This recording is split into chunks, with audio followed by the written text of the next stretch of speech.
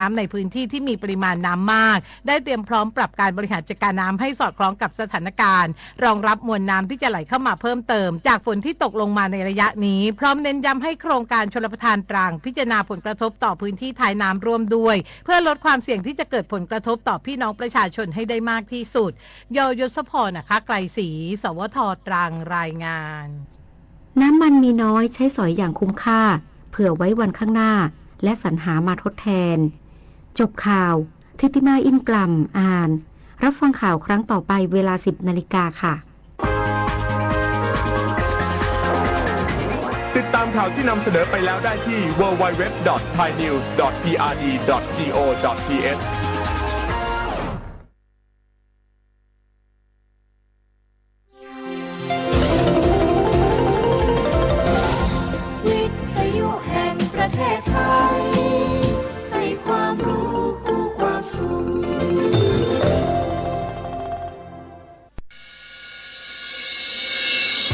สถานีวิทยุกระจายเสียงแห่งประเทศไทยจังหวัดเชียงใหม่ AM 1476 กิโลเฮิรตซ์สถานีวิทยุภาคภาษาชาติพันธุ์แห่งเดียวในประเทศไทยที่มีความทันสมัยเชื่อถือได้สร้างอัตลักษณ์กลุ่มชาติพันธุ์สู่สากล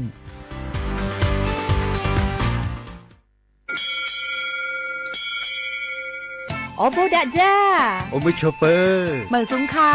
ปอกว่าย้อจงอุดูธรรมาสถานีวิทยุภาษาชาติพันธุ์แห่งเดียวในประเทศไทยทันสมัยเชื่อถือได้แล้วพบกันที่สวทเชียงใหม่ AM 1476 กิโลเฮิรตซ์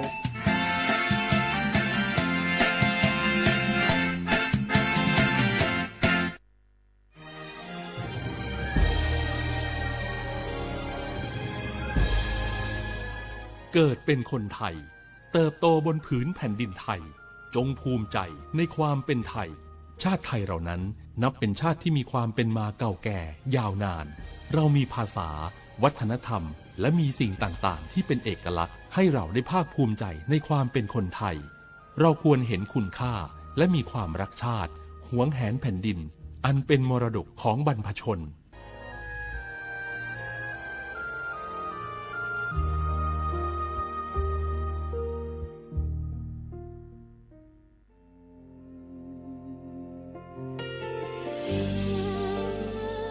พระเสด็จสู่แดนสวงไทยทั้งปวงน้อมสำนึกในพระมหากรุณาธิคุณตราบนิรันดร์ข้าพระพุทธเจ้าข้าราชการและเจ้าหน้าที่สถานีวิทยุกระจายเสียงแห่งประเทศไทยจังหวัดเชียงใหม่กรมประชาสัมพันธ์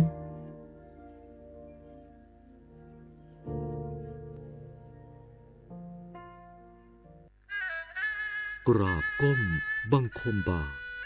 ปิยราชธิดาพระเสด็จสู่ฟ้าปวงประชาร่ำให้ครวญนาพระกรณียกิจในดวงจิตทวินหวนทุกเร้าเศร้าในสวงพระคือดวงใจไทยสารคดีแสงเพชรส่องล่าเจ้าฟ้าพัชรกิติยาภาตอนเพื่อสิทธิสตรีสู่เวทีโลกพระปรีชาสามารถของสมเด็จพระเจ้าลูกเธอเจ้าฟ้าพัชรกิติยาภานเรนทิราเทพยวดีกรมหลวงราชสารินีสิริพัฒน์มหาวชรราชธิดาเป็นที่ประจักษ์ในระดับนานาชาติพระองค์ทรงเป็นทูตสันทวไมตรีของ UN Women ในการส่งเสริมความเสมอภาคระหว่างเพศและคุ้มครองสิทธิสตรีทรงเป็นตัวแทนของประเทศไทยในการประชุมระดับโลกหลายครั้งเพื่อนำเสนอแนวคิดและผลงานที่ประสบความสำเร็จในการพัฒนาคุณภาพชีวิตของสตรีพระองค์ทรงผลักดันให้เกิดการปรับปรุงกฎหมายและนโยบายที่ส่งเสริมให้ผู้หญิงทั่วโลกมีโอกาสในการพัฒนาตนเองอย่างเท่าเทียมทรงเน้นย้ำถึงความสำคัญของการศึกษาการเข้าถึงอาชีพและการได้รับความคุ้มครองทางกฎหมายโดยทรงนำเสนอโมเดลของโครงการกำลังใจในประเทศไทย เป็นตัวอย่างของความสำเร็จในการฟื้นฟูผู้ต้องขังหญิงการทรงงานของพระองค์เป็นที่ยอมรับและชื่นชมจากนานาประเทศสร้างชื่อเสียงและเกียรติภูมิให้แก่ประเทศไทยทรงเป็นแบบอย่างให้กับผู้นำสตรีทั่วโลกในการใช้พลังแห่งความเมตตาและปัญญาในการสร้างสรรค์สังคมที่ดีงามและเป็นธรรมสมเด็จพระเจ้าลูกเธอเจ้าฟ้าพัชรกิติยาภานเรนทิราเทพยวดีกรมหลวงราชสารินีสิริพัฒน์มหาวชิรราชธิดาทรงเป็นทูตแห่งความเสมอภาคและสิทธิสตรีขอพระเกียรติยศของพระองค์สถิตอยู่ในใจของประสบนิกรไทยตลอดชั่วกาลนาน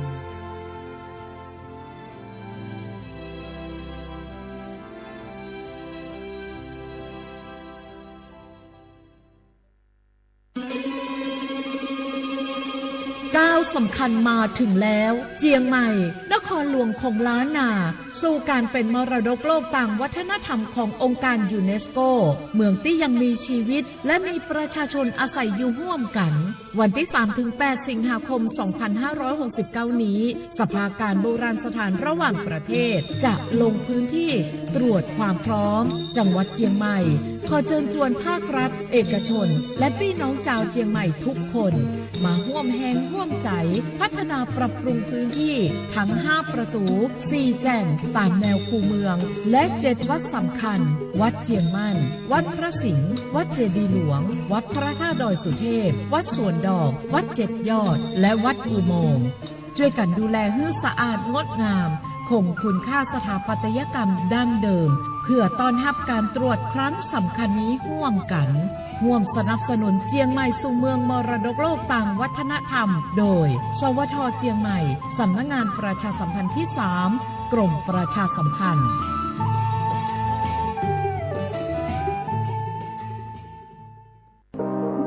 ร่วมเป็นเจ้าภาพงานระดับโลกจัดขึ้นในประเทศไทยการประชุมสภาผู้ว่าการกองทุนการเงินระหว่างประเทศและกลุ่มธนาคารโลก 12-18 ตุลาคมณศูนย์การประชุมแห่งชาติสิริกิติ์ด้วยแนวคิดโลกทัศน์ใหม่ของไทยเพิ่มศักยภาพคนสร้างภูมิคุ้มกันในโลกที่ท้าทายมาร่วมเป็นส่วนหนึ่งของการประชุมครั้งประวัติศาสตร์เพื่อปรับตัวสู่อนาคตร่วมกันอย่างมั่นคง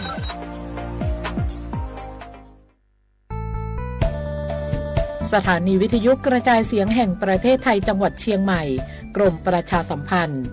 ประกาศรับสมัครบุคคลเป็นลูกจ้างเหมาบริการตำแหน่งพนักงานกระจายเสียงภาษาเมียนจำนวน1อัตราเพื่อเป็นตัวแทนนำข่าวสารร่วมพัฒนาคุณภาพชีวิตชาวเมียนและเผยแพร่วัฒนธรรมท้องถิ่นให้เป็นที่รู้จักผู้สนใจยื่นใบสมัครด้วยตนเองได้ที่งานธุรการสถานีวิทยุกระจายเสียงแห่งประเทศไทยจังหวัดเชียงใหม่ตำบลช้างคลานอำเภอเมืองจังหวัดเชียงใหม่ตั้งแต่บัดนี้เป็นต้นไปสอบถามข้อมูลเพิ่มเติมได้ที่ 053-276-068 ในวันและเวลาราชการมังลิวเอาเก่งเฮาก็บาสนาเก HIV เนสปสจมาจูปดัชเหียเปบาชาบัลเลมากว่าซาเลอบากต่อดิเลบาทองปัดละเวซอไม่มากกว่าสวีดอสยาลติเลบา HIV เนเตสีสระกซึกเลเวดาดอกเฮออเตสีตรอเชตาชาเฮดืออเตสีโซเลสวีโกลปูอามากกว่าตาชาสูปูหล่อไวรัสซีดอกมากกว่าตาชาวันนาโรซีกว่าอาทอเลสายด่วนสปสช1330สปสชเขต1เวกีแม่053-285-355สายด่วนกมทู1600และสายด่วนสุขภาพจิต1323เลิกปรากฏกันเดี๋ยวก่อนนี่ล้อดอปูแวปากญอโพนเมบาสะสู้อ่อนมืออ่อนเลวิทยุกันลิลอก็จะเตะเวกีแม่ตอนยาอีบอบบาเนบาคักเล่นตาพี่ตามมาตาพี่ออมมาออจดแต่กว่าก็ได้และสนใจโฆษณาเนื้ออดจัดสิกว่าสวทเชียงใหม่เบอร์โทรศัพท์053-276-068เมตเมบะ092-246-8579เสทบลอ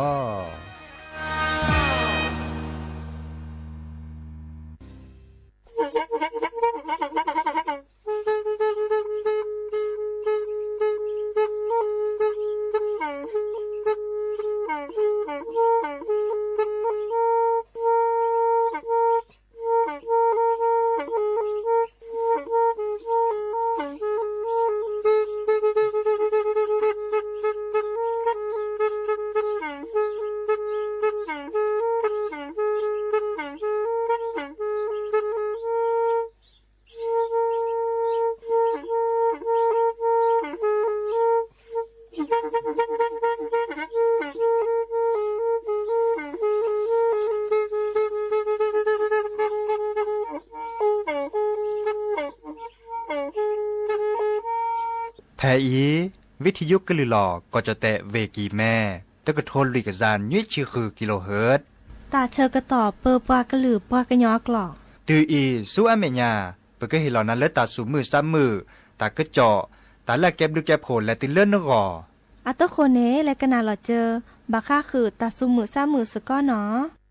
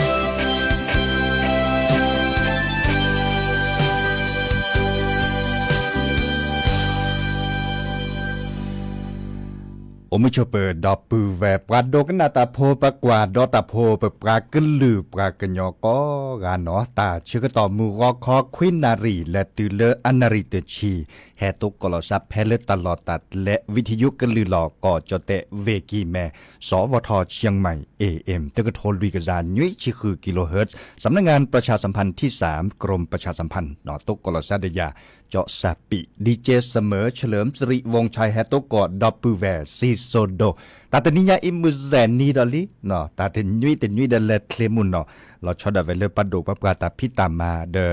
แกมุนิมุซอลกบะแฮพิตามาตาเทนนีดอเขาในบลเนกันเนอบิโอซาเลดิซอมือคืนนี้มือยุยนีดอมาจาเลปตามาหลอดดิซอเราชอดาเวเลตาสอตาเซเรตอนยาอีเตนเนอบิโอซานอนนีบาดอปือแว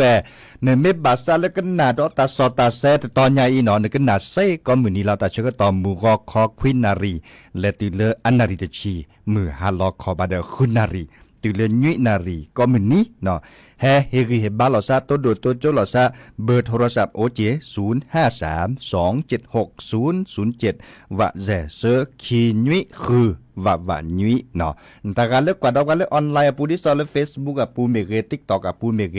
เนเมบาซาเคโดกนาตาสุมือ3มือตาสวิซาเชเกวลอตะกะโตกดไลค์กดแชร์เนาะเฮริเฮบาลอซาเกวมาจากตาเตนิญาอีเนตาสอตาแซกแฮปเปิลทอเลเวบอกกอเนโอดิบาคาคือเลปามาบุเรจอปาอภมือตะกะคอเลสมเด็จพระเจ้าลูกเธอเนาะเดปามาบุเรเลอาซิโจเปรทวดาอันนี้แจชีตะคันนี่เนาะดินาโคเนเดอันนี้แจชีเนาะดินาโคเนตาตนิญาดาเชิดตอนเลิกควินนารีอับเลตาบาเลิกควินนารีอันนาทีแจชีทุกหมดเนาะควินนารีอันนาทีแจชีตาสอตาแซกแฮปเปิลดอลเลอร์เวบอกเกาะเนาะปะกะลือปะกะญอโตกอลซาปอซิบาบาชาเดตาเชิดตอโอเปรเลเดโตกอตุลาคอเชดอปูเวเปรเนเนาะเดเราชอดาเวลจะกันแลชลบาคาคือตาก็จอดเลออลุดคาดอเมวดาเวกีแมกดูทอตาพิตามาเลอีคาเนมีวดาและกระทรวงวัฒนธรรมกว่าช่วยวดาจีเนาะบาคาคือเลพระปลาพลามาลามากปอเลปากอเลปลาก็จะขบโพปลาเลอุลก็จะขกลดละอันลืออันละเนาะดิซอเลประกอบงานสืบสารเนาะวัฒนธรรมประเพณีเราชอบไว้และส่งเสริมการท่องเที่ยวเนาะแพเลก็จะเตะสุทธากปาร์ปาก็ได้เลินล้านนาเนาะดิแนวโคนี่เด้อตลอดตัดเลอปักกระดูทอตัดพิตามมาเนมีวดาเลเซ็นทรัลเชียงใหม่แอร์พอร์ตเนาะเชียงใหม่แอร์พอร์ตโอ้เลเวปุยล่ะเลเซ็นทรัลปูเน่มื้อนี้มื้อซอจัดทอเลิกรอเนาะเลิกรอมื้อคืนนี้มื้อนี่วันที่1และที่เลิกวันที่3ตากันแล้วแต่เชื่อก็ต่อเม็ดซื้อเนาะเม็ดซื้อเนาะแลฮักกว่าดอดาเซบาก็คือไทยดิซอเลปั๊บปรับทะเลาะไปให้มันเลมาเก้าแต่ดิซอเลตาอปลาก็จุกโพตาอเมเกขอดอเลปากอยดาปามันเลมาเก้าเลปั๊บพลอกคิเชกาเลปลาก็จุกโพตาตะกลือเรเนาะเรสินค้าแฟชั่นดิซอเลแฮปเปิลทอกอีละซอตมโยดเนาะดิซอเลตะกุตากาเลปลาก็จะกบพอดาโอดาแต่พื้นเนี่ยมีดับปูแวปลากันยอตามีเกดับปูแวแค่มงมีเกพลอคิเชกาเสร็จผ่านเนี่ยมีดับปูแวแค่ยาวแค่เมียนลีซูอาคาลาหูโอเดเลอร์ไทยลือโยเนาะโอดาระเนาะดีนาโคเนแกตาเชื่อต่อเลือกเรมุนเนาะดิซอเลอจะแลจะกว่าเลอแค่นิมรอปรำเตทอพลอคิเชกาตากูตาซอตากาเลตะกาอากจักกลือดาเวเนาะปากก็เลปากก็จุกโพตะกลือเนี่ยรอแค่ช็อตตอนแรกซะเนาะบาคาคือเลตากูตากาเนี่ยอากแชกชอเนาะกแชกชอวีมาเวดาปากก็เลสินค้าแฟชั่นอะคอมโยเลอากิมมาเวดาอัตลอกาเลตะกิบุกิญญาปากคือปากขอเลคิดเลเปลบาบาชานึกกว่าเดนสิญญาดิเนาะนึกสิญญาดิละแกบางครั้งคือเลปัจจุกิคอกีจะเนี่ยเนาะนึกกว่าต้าเนี่ยนึกสิญญาดีอ๋อแต่ใครมีเวลาก็จุกโพดก็ลือเนี่ยอาเครือคออ๋อแต่ใครมีเวลาดับเบิลแวกแคมงอัพพอคิเชกาเนาะอ๋อแต่ใครมีเวลาเลดับเบิลแวกแคลิสัวตานึกกว่านึกสิญญาดีบัชามาเวลาดิซอเลปากก็เลภาษาโฮแค่นี้เนี่ยไม่กูซอเวลาเด้อร้อยเอ็ดล็อกวิจันเนี่ยเนาะร้อยเอ็ดล็อกวิมาเวลาดิซอเลชิดเตล่าโอเจเนาะมาเวดาชิดเตล่ามาเวดา ดิซอเลอร์อันแหลนตาลอช็อกแต่ดิซอเลอร์คิลเลเปลบะพอคอดอลิเนอันเหลือเปลี่ยนตาเนเกรเนาะเกรตาลอซาดิซอเลอร์นไม่เปลี่ยนคอมยบจดเตกว่าแต่ว่าคุ้มค่าเนาะลอช็อดาเวเลอร์ตาพี่ตามาปูเนโอเดปาอืดสวิซาเชอโอเดปามันเละมาเก่าหรือตาอเนาะตาดอตลาตาโพลตัสซาเนาะเพลเลอร์เซ็นทรัลเชียงใหม่แอร์พอร์ตเนาะอีคาเดเฮบอบาคือดับเวแกตาเชิญตอนแรกริมุนอจะถอดลูกกอนเนาะลูกกอวันที่1และที่เริ่มวันที่3สิงหาคมนี่คิกโทสเดกซาคือชิควีเนาะอันก่อนนี้ตัดสินใจเนี่ยปากจุกโพเนี่ยและฮักกว่าดอตและเปรียบคิดเชกาอีคาเตเวดาดีเนาะตาการเลสิญญาปอสมีอันตาประเกณฑ์นักท่องเที่ยวเนาะตาการเลสิญญาปอสมีอันตานักท่องเที่ยวเนาะโอเลตรูเมเกกอลลาซิปูตรูอันตาในเมสิญญาเนี่ยเล็กเวลเซจอเตเวดาเล็กเวลเล็กกว่าดอลลาร์ปากจุกโพอันเลื่อนลาเขาก็ได้เล็กกุและซอดกว่าเลยปากจุกโพอาชีบุชิกาเดอาศักเกตหมดเลยเขาในตอนนี้ตลอดแต่เลยปัดเทตากอจีปัดโดตากอนี่นักท่องเที่ยวตามไม่บาซาปัจจุเตโพหนูก็มาสกอนตามไม่อดเล็กเวลเนาะเล็กเวลมือคืนนี้มันยื่นนี้หมอเกวันอยู่ราชการเล็กเวลเมื่อเลอซอถอดเชบุชิกาเลอปาก็จะกับพัวตาวีตลอดแต่เลยอาก็เทกับต่อพายไปได้แต่ตอนเล็ดเทตากอโดตากอที่จะข้อเลยนี่เลยฮะแล้วก็จะขู่กับรถละเนี่ยอามาเซลนี่จะพอคิดเชกาแล้วก็เทกับต่อพายนี่ก็แค่กับช็อกกับจอดสอบเคเดเนาะดิเนี่ยคนนี่โดตากออันใต้นี่เด้อก็เปิดถอดไปได้เรมุนเนาะแค่นี้บลอนเบางครั้งคือเลยปากก็จะกับพออัตกุตาการเนี่ยพอสมีอันตาบาซาเลกูซอเวดาระเนาะมาซาเลนี่จะเนาะพอสมีเนี่ยเอ็ดเวดามุนเนาะดิเนี่ยคนเนี่ยตาการเลยไม่สิญญาพอสมีอันตาเดินเล็กเวสิเนาะเพลตลอดตัดเละเลือกก่อนนี่เนาะเลือกก่อนจะถอดเลือกก่อนมือคืนนี้มันยินดีซอนิดเลยเนาะเลสิเลเซนทันเชียงใหม่แอร์พอร์ตเนาะเฮบอบาคือดับเบิลเวดีเลกดอลเลอร์บาก็คือตาสวีดตาสวีเลออัตเตเวดาซื้อบานาดาโทรศัพท์เลติเลโนโอเวจอมแมพโพอัตาเนาะซื้อบานาดาโทรศัพท์นะเตเวดาดีนี่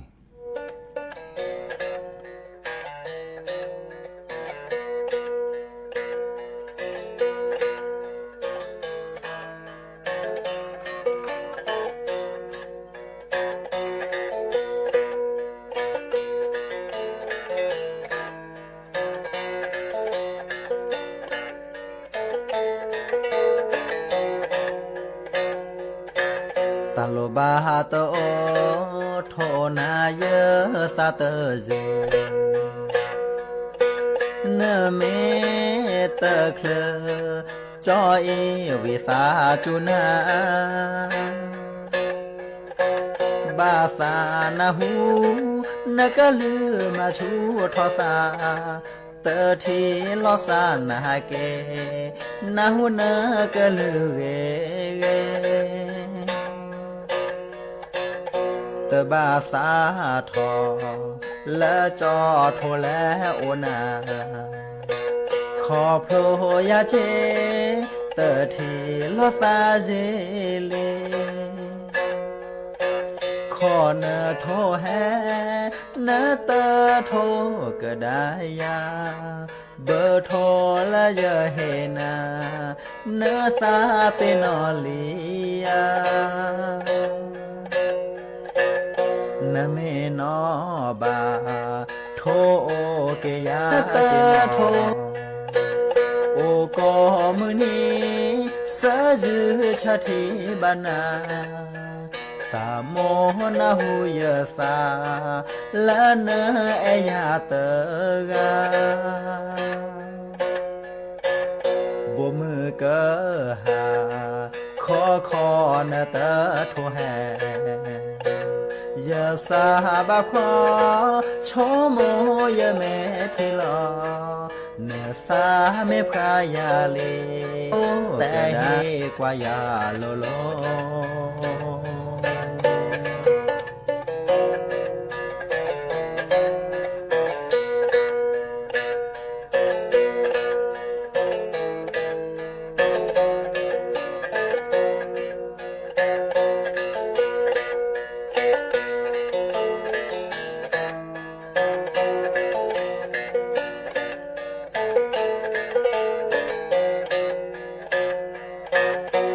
บาสา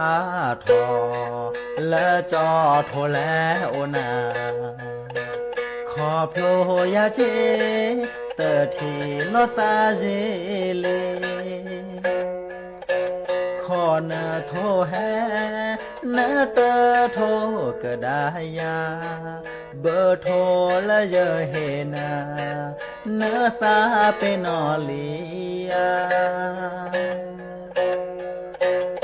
เนเมนอบาโทเกยาเจมอโอกอมุนีสะจือชะทีบานาตามโมนาหูเยสาละเนเอยาเตกาบุมือเกหาขอเนเตโทแฮยาสาบาพอ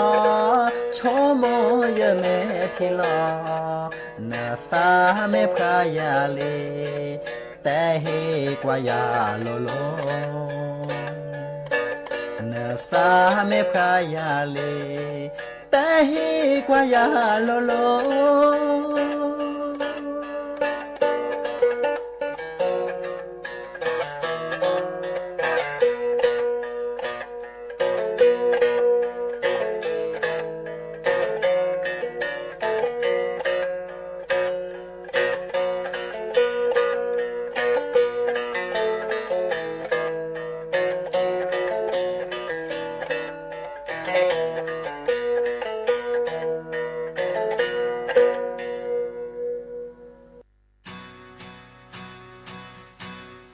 ยาเนกูดูเอยาเนบายูดูเอตากุญโยยาดูเอดูตูดูตาดูเอ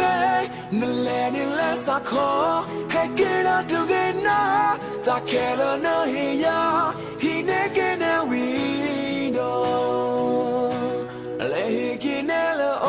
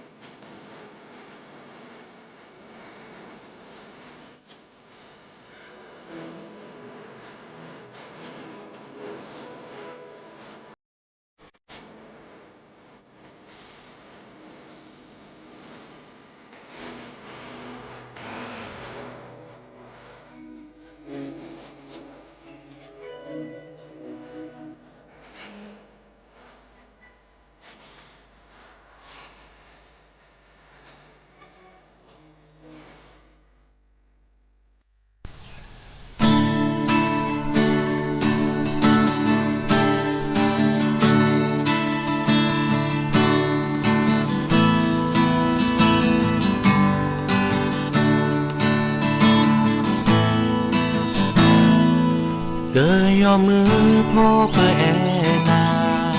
เปอคาเนตาขีตาลาเชมัวโพลเนโลเปอเชอที่บ้าแวลอโจลือลากาตาปูตากาเกิดสู่ออเปอเตอตรอนาโมเฮซึเชกิเชอูปาโดเลเนตาโอมูเกยยอมือพอเกยยอควาตาเฮเลโอดอนาคีขาเกลเนเกอพาเนเกอเชโมวาเชลวอโปตาแค่เลเนเวเนตาเซญาเนดาเลเนเนเกยอเจเกยอควาเกโอเกบาตาตอโลปะเกเลดาสิเกยอโอเลเนโลปะเชติบาเวโลโจลือลากาตาปูตากาเกิดสู่ออเปอเตอตรอนาปะกามีปะตะเซโนปะโดลาเนตาโอมูเกยยอมือพอเกยยอควาตาเฮเลโอดอนาคีขาเกลเนเกอพาเนเกอเชโมวาเชลวอโปตาแค่เลเนเวเนจาเซยาเนดาเลเนเมเกยอเจ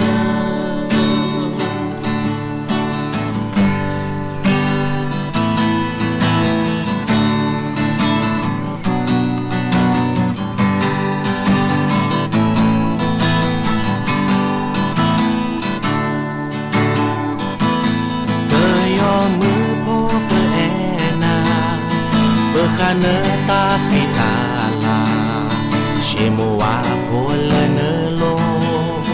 เปอเชอที่บ้าแวลอโจ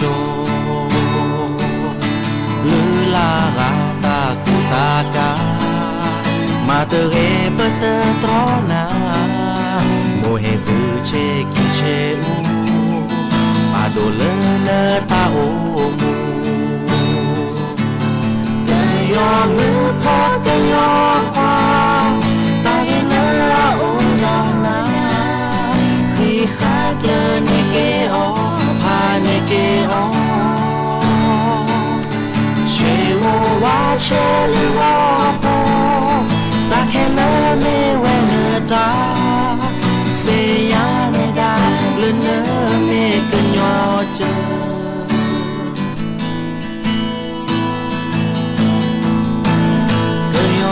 ควากีโรเกบาตาตอโลเปอคาเนดาสวยกันยอโอเลเนโลเปเชที่บ้าเวลอโจอ้าว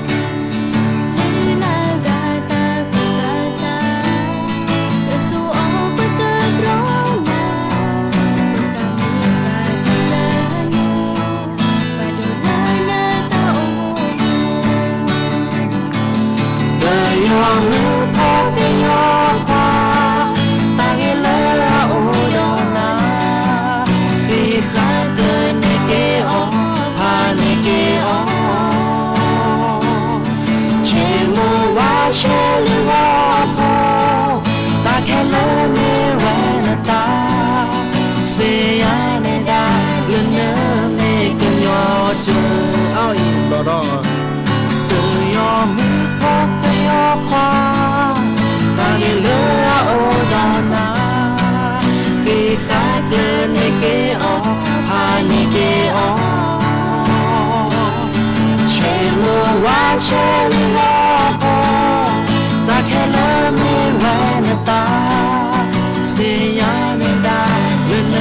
เมเกยอเจเซยาเนดาเลเนเมเกยอเจ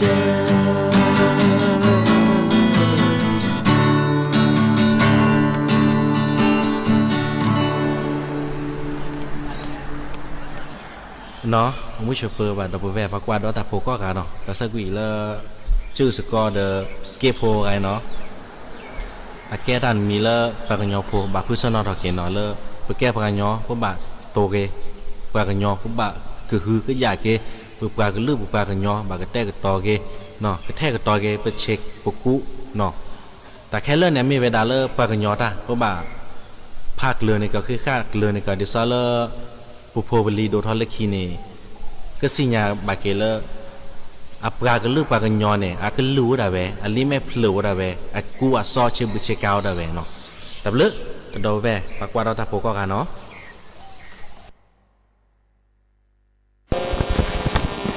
และชื่อขอดูแลตัวพี่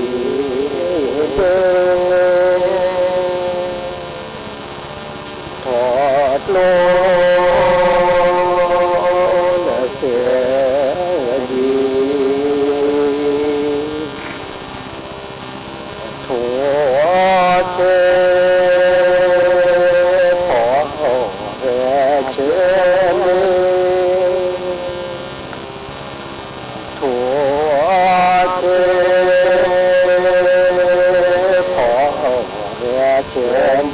กว่าเตือน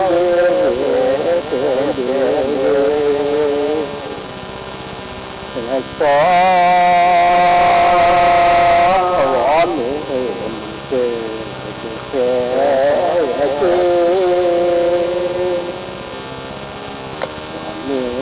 มือเกิดแค่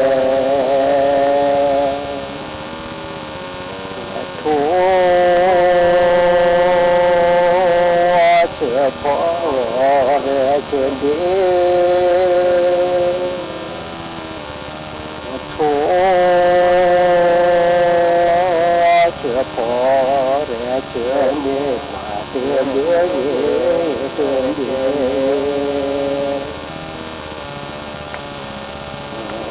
มอ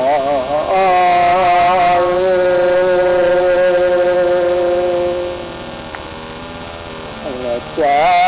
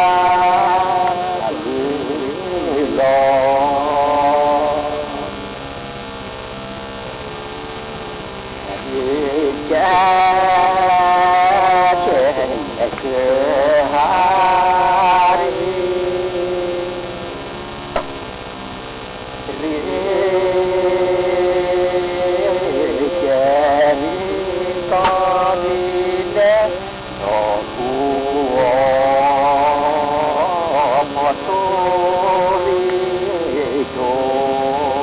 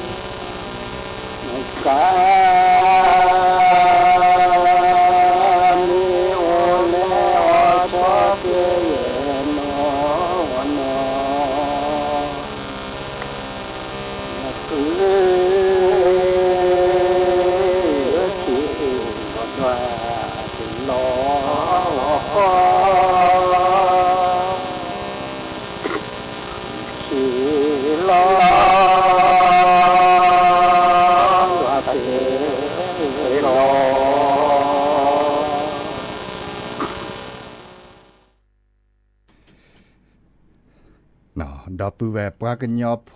ปาโดกันนาตาโพกอกะเนาะเลอสักเตตะกึจอดคาดฮึเพื่อชาก็คาดก็นาลือโพทาโพดตาชกต่อกว่าเล็กกว่าเตตื้อกว่าเล็กกว่าเกตื้อเลตาสตาเซให้เปิดเลเวบอกเกาะเนาะดิแนวคนในโอชูเคลเบมือซาพรีเพื่อเล็กกันนาเกตามาบูมาบาเลจอปาพมืออาเกเนาะเลเวดาตาติลาเกตขอคอดเกตโตกอลกซาแค่ก็มีดับปูแวโยเฮโตกอดับปูแวคลื่นสิญญาดิเจบะเนาะบาชา le pupa ke lu pa ke nyato ko la sa le ke ma ha no o chu tle be mu sa pri ko ga ta blu no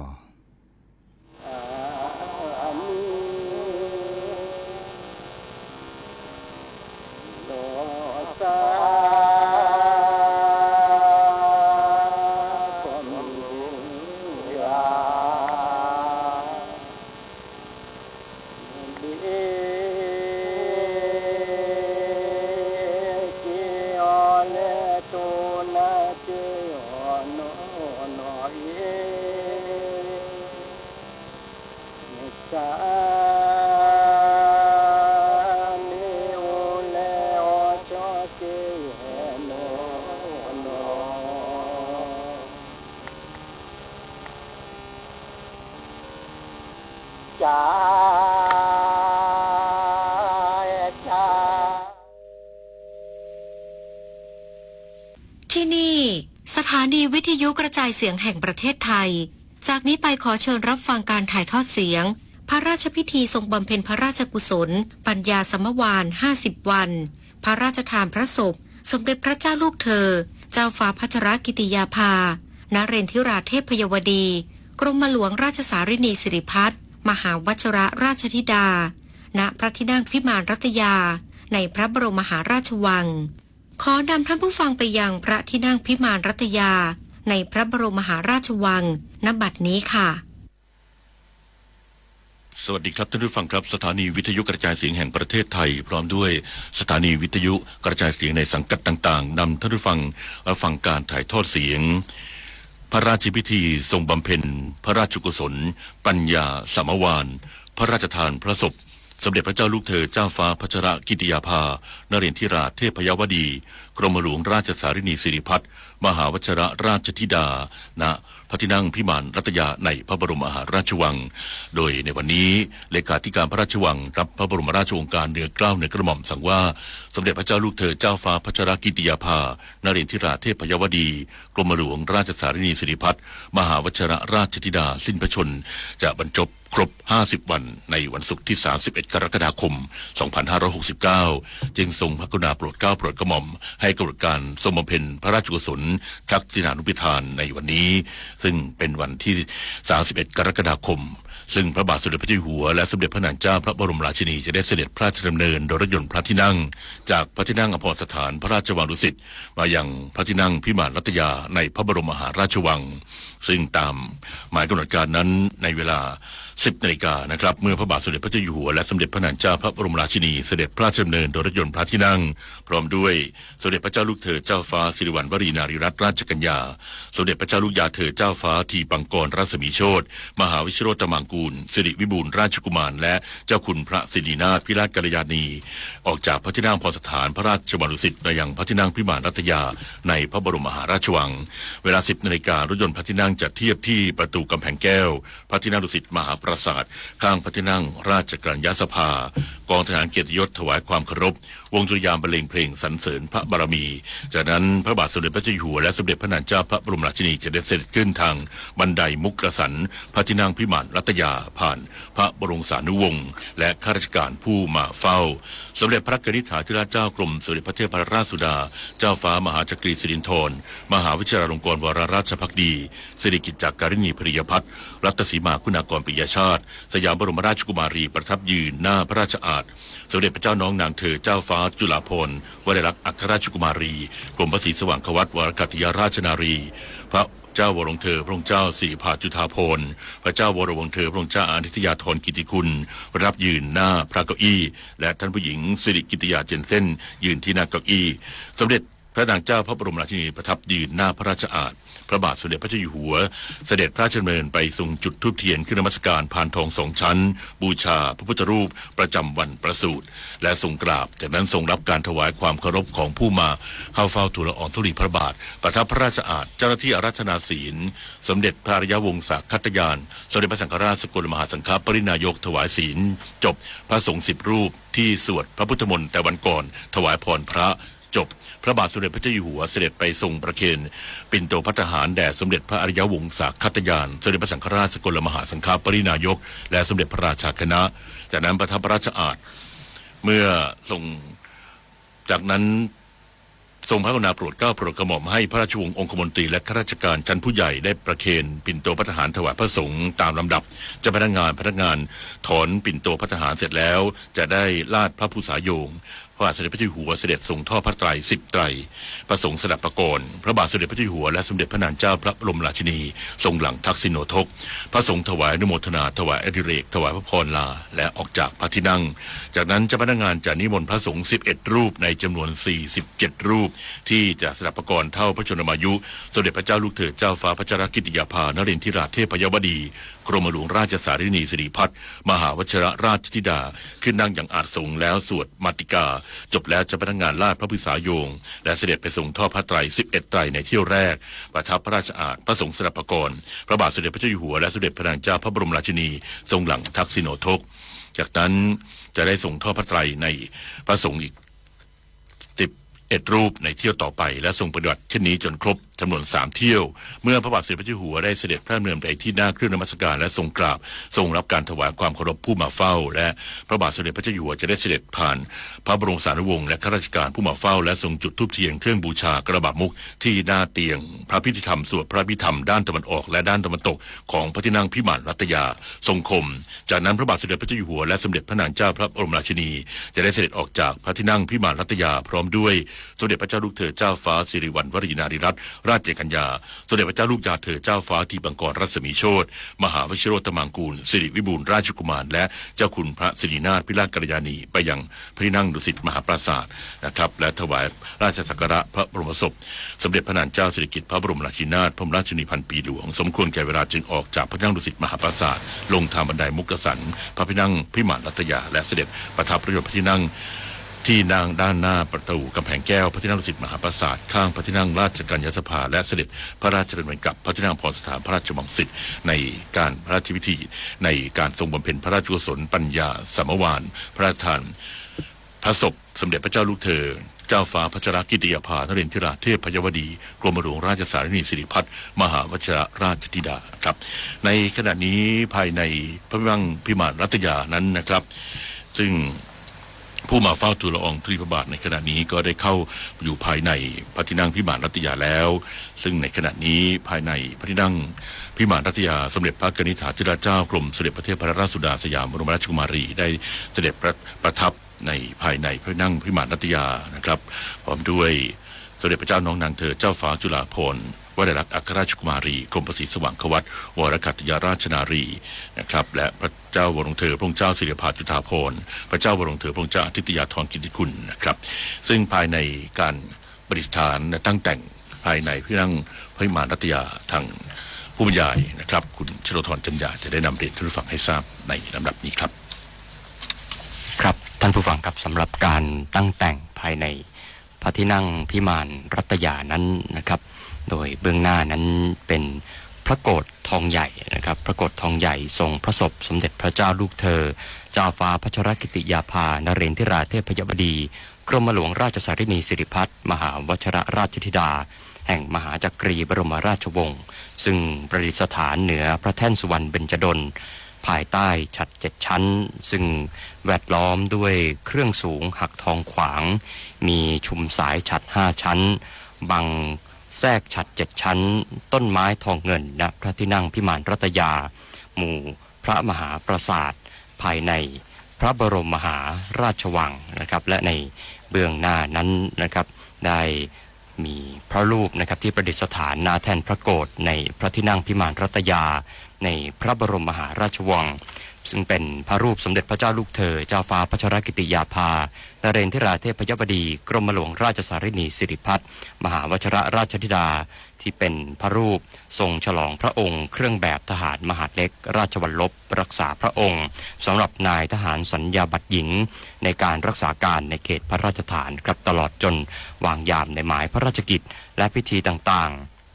โดยทรงพระกรุณาโปรดเกล้าโปรดกระหม่อมให้ถวายพระเกียรติยศสูงสุดแด่สมเด็จพระเจ้าลูกเธอพระองค์ใหญ่นะครับในฐานะที่ทรงดำรงตำแหน่งรองผู้บัญชาการหน่วยบัญชาการถวายความปลอดภัยรักษาพระองค์นะครับและในช่วงเดียวกันนะครับในพระที่นั่งพิมานรัตยานั้นนะครับพระพุทธรูปประจำวันประสูติในพระราชพิธีทรงบำเพ็ญพระราชกุศล ปัญญาสมวานนะครับสมเด็จพระเจ้าลูกเธอเจ้าฟ้าพัชรกิติยาภานเรนทิราเทพยวดีกรมหลวงราชสารินีสิริพัฒน์มหาวชรราชธิดานะครับจะเป็นพระพุทธรูปประจำวันพฤหัสบดีอันเป็นวันประสูตินะครับตามคติไทยโบราณนั้นก็ถือว่าเป็นวันแห่งครูวันแห่งความรู้และเป็นวันแห่งธรรมะนะครับซึ่งเป็นพระพุทธรูปปางสมาธิแสดงพระอิริยาบถประทับนั่งขัดสมาธิราบพระวรกายตั้งตรงอย่างสำรวมพระพักสงบนิ่งพระหัตถ์ทั้งสองหงายวางซ้อนกันบนพระเผ่านะครับโดยพระหัตถ์ขวาทับพระหัตถ์ซ้ายพระชงขวาทับพระชงซ้ายซึ่งตรงนี้ก็เป็นท่วงท่าที่สืบทอดมาตั้งแต่ความเป็นศิลปกรรมโบราณในทางพระพุทธศาสนาอีกด้วยครับ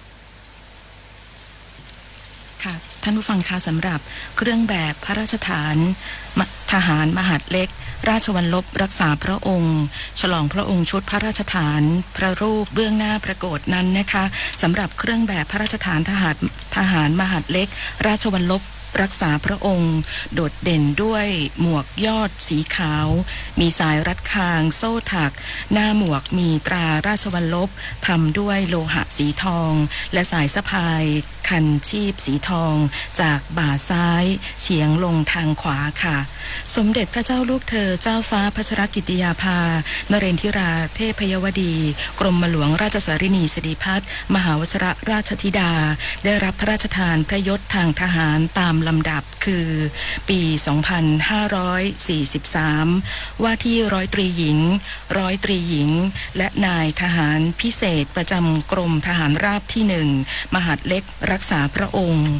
ปี 2545 ร้อยโทหญิงและนายทหารพิเศษประจำกองพันทหารม้าที่ 29 รักษาพระองค์ปี 2547 ร้อยเอกหญิงปี 2561 พลตรีหญิงและนายทหารพิเศษประจำกรมทหารมหาดเล็กราชวัลลบรักษาพระองค์กองบัญชาการทหารมหาดเล็กราชวัลลบรักษาพระองค์หน่วยบัญชาการถวายความปลอดภัยรักษาพระองค์ปี 2562 พลโทหญิงปี 2564 พลเอกหญิงและทรงดำรงตำแหน่งเสนาธิการกองบัญชาการทหารมหาดเล็กราชวัลลบรักษาพระองค์หน่วยบัญชาการถวายความปลอดภัยรักษาพระองค์ปี 2568 พลเอกพิเศษหญิง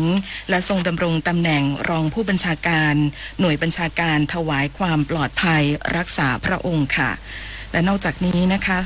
สำหรับเครื่องประกอบพระเกียรติยศสมเด็จพระเจ้าลูกเธอเจ้าฟ้าพัชรกิติยาภานเรนทิราเทพยวดีกรมหลวงราชสารินีสิริพัฒน์มหาวชรราชธิดาเบื้องหน้าพระโกฐทองใหญ่นั้นตั้งม้าหมู่ทอดเครื่องราชอิสริยยศราชูปโภคและเครื่องราชอิสริยาภรณ์ประกอบพระเกียรติยศสมเด็จพระเจ้าลูกเธอเจ้าฟ้าพัชรกิติยาภานเรนทิราเทพยวดีกรมหลวงราชสารินีสิริพัฒน์มหาวชรราชธิดาดังนี้นะคะด้านซ้ายของพระโกฐนั้นจะประกอบไปด้วยเครื่องราชอิสริยยศราชูปโภคทอดถวายซึ่งได้แก่พานพระศรีทองคำลงยาเครื่องพร้อมหีบพระศรีทองคำลงยาพร้อมพานทองคำลงยาขันพระสุธารสทองคำพร้อมพานทองคำกาน้ำเสวยและถาดรองทองคำขันส่งพระพักทองคำลงยาและพานรองบ้วนพระโอษฐ์ทองคำลงยาสำหรับด้านขวาของพระโกฐนั้นได้ประกอบเครื่องราชอิสริยาภรณ์ที่ทอดถวายได้แก่เครื่องราชอิสริยาภรณ์อันเป็นโบราณมงคลนพรัตน์ราชวราภรณ์ฝ่ายในเครื่องขติยราชอิสริยาภรณ์อันมีเกียรติคุณรุ่งเรืองยิ่งมหาจักรีบรมราชวงศ์ฝ่ายในเครื่องราชอิสริยาภรณ์จุลจอมเกล้าชั้นที่1ปฐมจุลจอมเกล้าฝ่ายในเหรียญรัตนาภรณ์รัชกาลที่9ชั้นที่1เครื่องราชอิสริยาภรณ์อันเป็นที่สรรเสริญยิ่งดิเรกคุณาภรณ์ชั้นที่1ปฐมดิเรกคุณาภรณ์เหรียญรัตนาภรณ์รัชกาลที่10ชั้นที่1 ฉลองพระองค์เครื่องแบบพระราชฐานมหาดเล็กราชวัลลบรักษาพระองค์พระยศพลเอกหญิงและฉลองพระองค์ห่อผ้าเยระบับฉลองพระองค์เต็มยศเครื่องแบบทหารมหาดเล็กราชวัลลบรักษาพระองค์พระยศพลเอกหญิงและฉลองพระองค์ห่อผ้าเยระบับค่ะครับท่านผู้ฟังครับในการพระราชพิธีทรงบำเพ็ญพระราชกุศลปัญญาสมวานพระราชทานพระศพสมเด็จพระเจ้าลูกเธอเจ้าฟ้าพัชรกิติยาภานเรนทิราเทพยวดีกรมหลวงราชสารินีสิริพัฒน์มหาวชิรราชธิดานะครับคำว่าปัญญาสมวานนั้นนะครับหมายถึงการบำเพ็ญพระราชกุศลถวายพระศพนะครับซึ่งเนื่องจากเมื่อวันที่14ธันวาคมพุทธศักราช2565สมเด็จพระเจ้าลูกเธอเจ้าฟ้าพัชรกิติยาภานเรนทิราเทพยวดีกรมหลวงราชสารินีสิริพัฒน์มหาวชิรราชธิดาพระองค์ทรงพระประชวรหมดพระสติด้วยพระอาการทางพระหทัยและส่งเข้ารับการรักษาพระองค์ที่โรงพยาบาลจุฬาลงกรณ์สภากาชาดไทยโดยสำนักพระราชวังได้ออกแถลงการให้ทราบทั้งหมด7ฉบับนะครับและในเวลาต่อมาวันที่21พฤษภาคมพุทธศักราช2569คณะแพทย์ตรวจพบการติดเชื้อในพระนาภีจากการอักเสบของพระอันตะนะครับทำให้พระอาการไม่คงที่ความดันพระโลหิตต่ำพระหทัยเต้นผิดจังหวะการแข็งตัวของพระโลหิตผิดปกติซึ่งเป็นพระอาการที่ต่อเนื่องมาตั้งแต่เดือนเมษายนในปีเดียวกันก่อนหน้านะครับก่อนที่ทางสำนักพระราชวังจะมีการออกประกาศเมื่อวันที่12มิถุนายนนะครับว่าแม้การคณะแพทย์นะครับจะได้การถวายการรักษาจนสุดความสามารถแต่พระอาการก็ได้สุดลงตามลำดับและสิ้นพระชนด้วยพระอาการสงบเมื่อวันที่11มิถุนายนพุทธศักราช2569ณเวลา 19:48 นาทีที่โรงพยาบาลจุฬาลงกรณ์สภากาชาดไทยสิริพระชนษา47พรรษานะครับซึ่งในการพระราชพิธีบำเพ็ญพระราชกุศลในเวลาต่อมานั้นนะครับเราก็จะแบ่งเป็นการพระราชพิธีบำเพ็ญพระราชกุศลครบ7วันนะครับ7วันจะเรียกว่าสัตตมวานครบ15วันนะครับจะเรียกว่าปัณณรสมวานและในวันนี้นะครับในการพระราชพิธีบำเพ็ญพระราชกุศลครบ50วันนั้นเรียกว่าปัญญาสมวานนะครับซึ่งในพระราชพิธีบำเพ็ญพระราชกุศลใน50วันที่ผ่านมานะครับท่านผู้ฟังได้มีหน่วยงานและบุคคลหลักนะครับในการร่วมพระราชทานมีพระบรมราชานุญาตให้ร่วมเป็นเจ้าภาพและเข้าร่วมพิธีบำเพ็ญพระพิธีธรรมสวดพระอภิธรรมพระศพสมเด็จพระเจ้าลูกเธอเจ้าฟ้าพัชรกิติยาภานเรนทิราเทพยวดีกรมหลวงราชสารินีสิริพัฒน์มหาวชิรราชธิดานะครับมีทั้งหน่วยงานทางคณะองคมนตรีและคณะรัฐบาลนะครับโดยทางนายกรัฐมนตรีและคณะนั้นก็ได้ร่วมในพิธีบำเพ็ญกุศลและสวดพระพุทธมนต์มีส่วนราชการและรัฐวิสาหกิจกระทรวงทบวงกรมและหน่วยงานสังกัดรัฐบาลต่างๆที่ผลัดเปลี่ยนหมุนเวียนกันเป็นเจ้าภาพนะครับและทางภาคเอกชนและภาคประชาชนทั้งสมาคมมูลนิธิภาคธุรกิจเอกชนและประชาชนทั่วไปที่แสดงความจงรักภักดีและในเนื่องของสถาบันพระมหากษัตริย์นะครับจากประเทศอื่นๆนะครับได้มีสมเด็จพระราชาธิบดีจิกมี่เคเซอร์นำเกลวังซุกและสมเด็จพระราชินีแห่งภูฏานได้เสด็จพระราชดำเนินมาร่วมในพระราชพิธีทรงบำเพ็ญพระราชกุศลถวายความอาลัยแด่สมเด็จพระเจ้าลูกเธอเจ้าฟ้าพัชรกิติยาภานเรนทิราเทพยวดีกรมหลวงราชสารินีสิริพัฒน์มหาวชิรราชธิดาเนื่องในพิธีบำเพ็ญพระราชกุศลสัตตมวานหรือ7วันอีกด้วยนะครับและในทางของรัฐบาลของไทยเรานะครับในพิธีปัญญาสมวานในวันแรกก็คือเมื่อวานวันที่30กรกฎาคมพุทธศักราช2569นะครับเมื่อเวลา 7:30 น.ณตึกสันติไมตรีทำเนียบรัฐบาล